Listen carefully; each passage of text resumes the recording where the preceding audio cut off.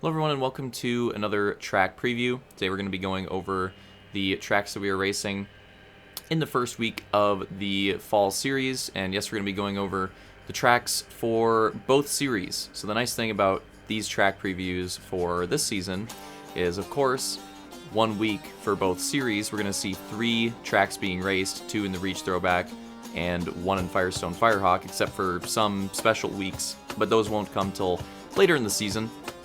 But yeah, so 3 tracks only, which is kind of nice after last season where just off of TRS alone, we would have 4 tracks to cover just out of one series. So yeah, across both series this season, I have to cover fewer tracks than I'd have to last season just for one particular series that we ran. So that's kind of nice.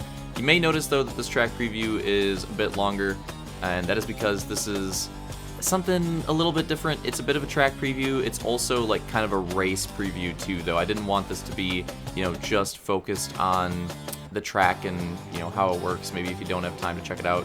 I didn't want it to be entirely that. This is almost like, how I do the recaps. This would be like a pre-race show, essentially, something like that, along with the track preview itself. So a little bit of both. Gonna fuse both those together a bit, but still calling it the track preview. So anyways, the first track that we've been looking at here for a while is Daytona.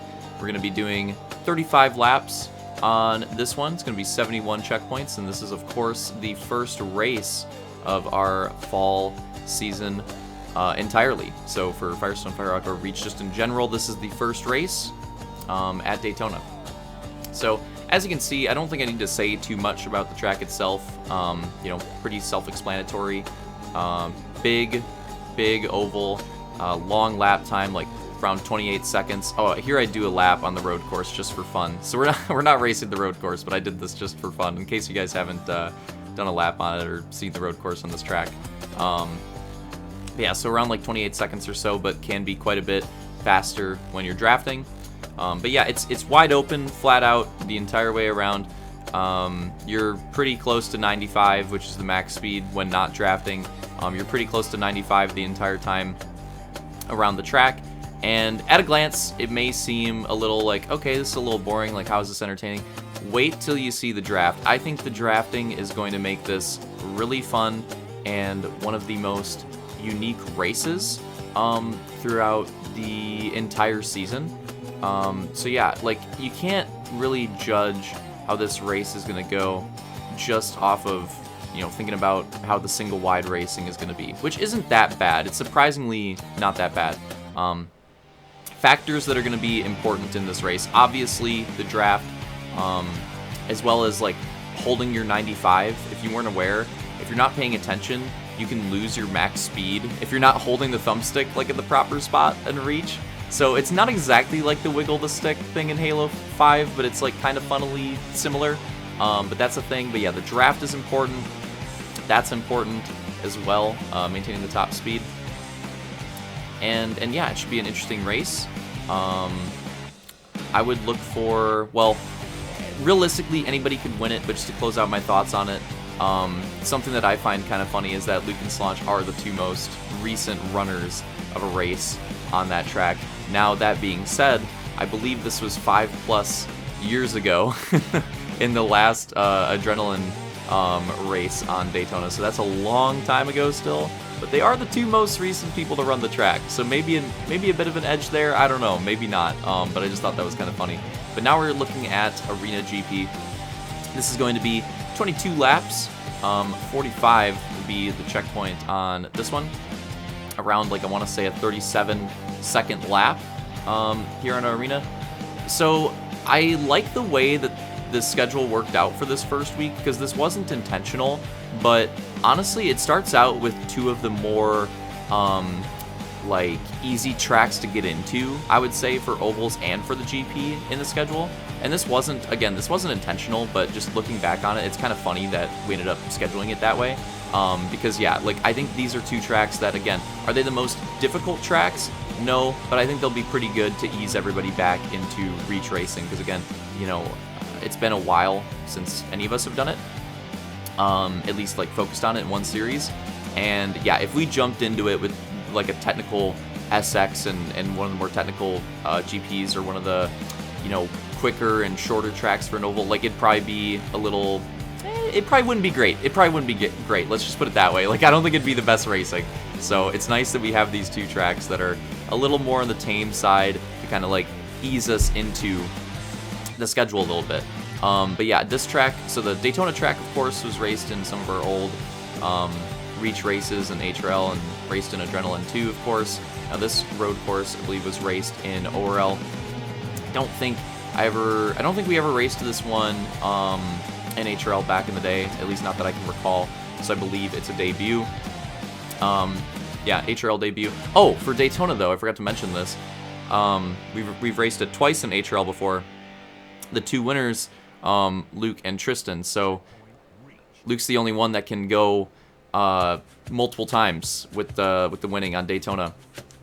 So the odds are definitely pretty likely, because I don't think Tristan's racing, that we'll see a new winner. So that's pretty cool too. You know, potentially see a new Daytona winner in that race.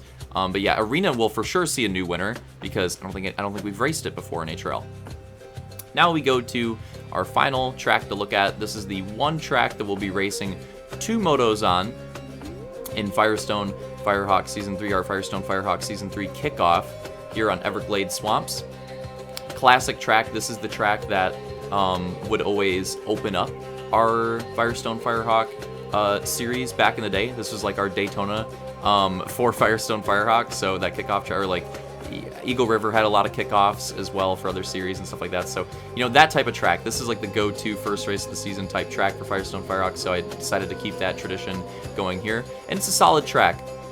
It's not the most, again, like sticking with that theme here, and I think this one was probably more intentional, but it's not the most technical track in the schedule. As far as the Halo 4 side of it goes, that definitely goes to Cairo. That track is going to hurt some people. I think it's going to, emotionally and on the track. That track is rough.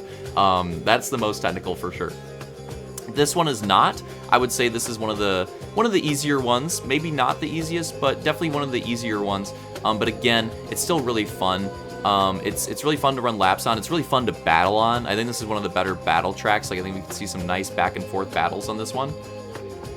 And all in all, just a really nice opening track. I'm really looking forward to racing this one.